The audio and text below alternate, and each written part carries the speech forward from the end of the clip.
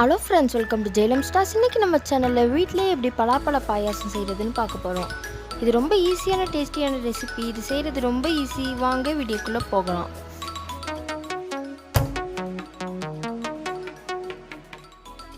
இது செய்ய என்னெல்லாம் தேவைன்னு பார்த்தீங்கன்னா, ஒரு பவுல் பலாப்பழம், அதாவது அந்த உள்ளே இருக்க சீடெலாம் எடுத்துகிட்டு போக 3 கப் தேங்காய் பால், பலாப்பழத்துக்கு ஏற்ற அளவுக்கு இனிப்புக்கு உங்கள் இனிப்புக்கு ஏற்ற அளவுக்கு வெல்லம், அதுக்கப்புறமா சின்ன சின்ன துண்டு தேங்காய்.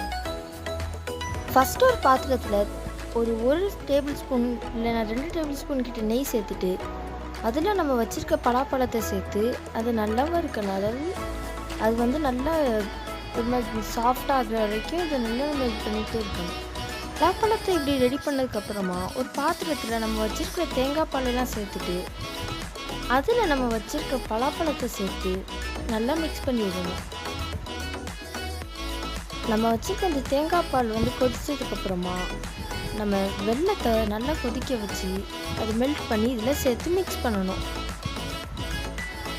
இப்போ நம்ம இதில் கொஞ்சோண்டு உப்பு சேர்த்துட்டு நம்மளுக்கு தேவையான ஏலக்காவும் சேர்த்துட்டு ஆஃப் பண்ணிடணும். ஸ்டவ் ஆஃப் பண்ணதுக்கப்புறமா இன்னொரு பாத்திரத்தில் நீங்கள் கொஞ்சம் நெய் ஊற்றி அதில் கேஷ்யூநட், கிஸ்மிஸ் பழம், அப்புறமா சின்ன சின்ன துண்டி தேங்காய் சேர்த்து அதை கொஞ்சம் நல்லா வறுத்துட்டு நம்ம வச்சுருக்க இந்த இதில் சேர்க்கணும். அவ்வளோதான், நம்மளோட சூப்பரான டேஸ்டியான பலாப்பழ பாயாசம் ரெடி ஆகிட்டு. இந்த வீடியோ பிடிச்சிருந்தால் லைக் பண்ணுங்கள், ஷேர் பண்ணுங்கள், மறக்காமல் நம்ம சேனலுக்கு சப்ஸ்கிரைப் பண்ணுங்கள். அடுத்த வீடியோவில் பார்க்குற வரைக்கும் தம்ஸ் அப்.